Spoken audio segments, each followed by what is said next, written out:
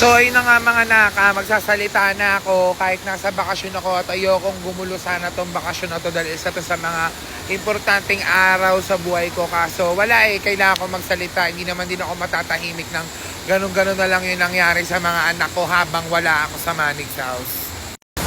Nalulungkot ako na ewan na hindi ko alam kung ano ba dapat maging reaction ko, pero isa lang masasabi ko. Hindi sa kinakampihan ko si Shalane, pero wag naman sanang ganun yung mangyayari. Kasi ako, kung ako yung nandyan, hindi ko hahayaang humantong sa ganyang sitwasyon yung mga bagay na dapat na hindi naman mangyayari, na kagaya ng nagkasakitan si Koso kay Kelvin, si Shalane at si Bebang. Alam niyo mga naka, sobrang nalulungkot ako ngayon kasi hindi ko man lang napagtanggol yung mga anak ko. Wala ako dun, tas ganun yung nangyari.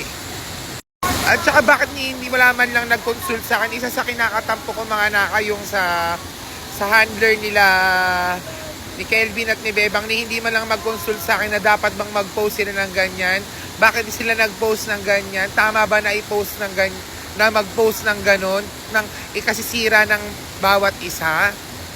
Samantalang napag-usapan naman na namin na dapat hiwalay ang pagbablog sa mga personal na problema dahil yung mga ganyang klase ng problema, hindi naman na dapat yan sinasabi sa social media. Dapat yan inaayos na yan off-cam. Kasi pamilya naman tayo Kaso anong ginagawa nyo? Worst comes to worst, ang sinisira nyo si Shalane. Eto mga naka, hindi sa kinakampi ko, pero kasi nung napanood ko rin yung nomination night, oh my God.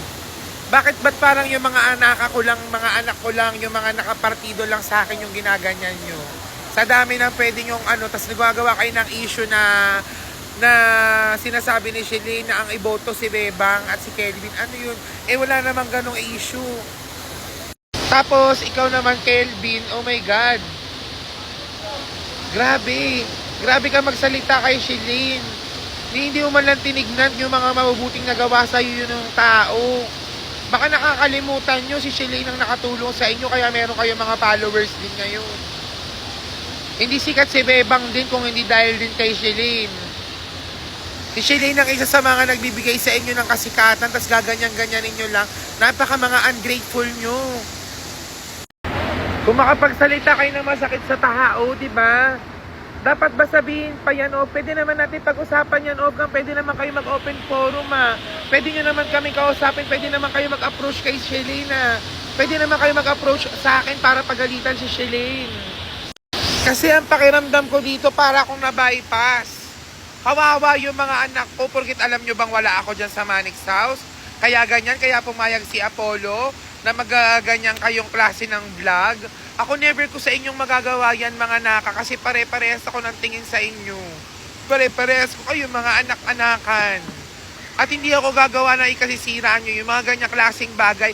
Gagawin ko yan, alam nyo mga naka, pag-uusap-usapan natin yan. Hindi yan para ipagkalat, hindi yan para, oh my God, nakakahiya. Kung paano nyo pagsalitaan ni Bebang, si Shalane, Kelvin, my gosh, kinikilabutan ako sa inyo. Parang hindi naging mabuting kaibigan din sa inyo si Shalane.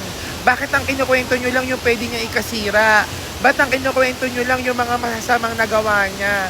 Never ba niya kayong ginawa ng mabuti? Never niya ba kayong pinakisamahan ng maayos? Ganun ba siya kasama?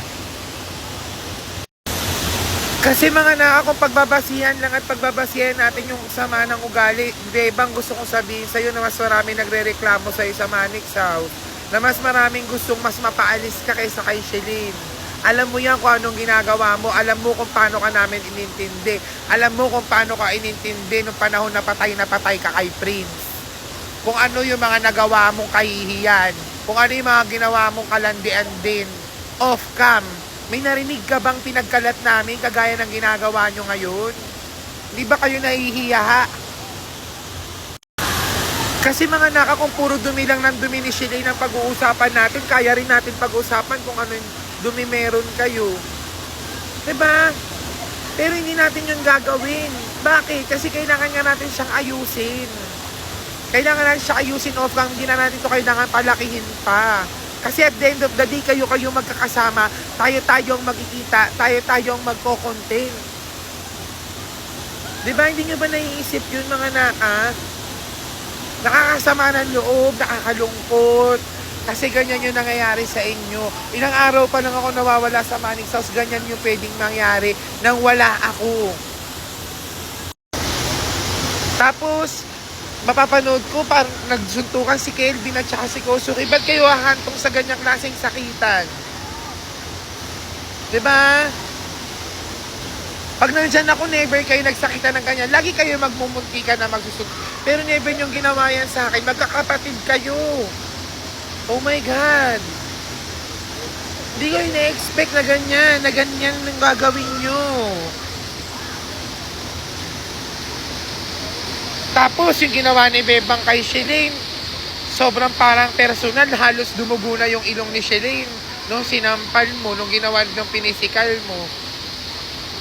Diba?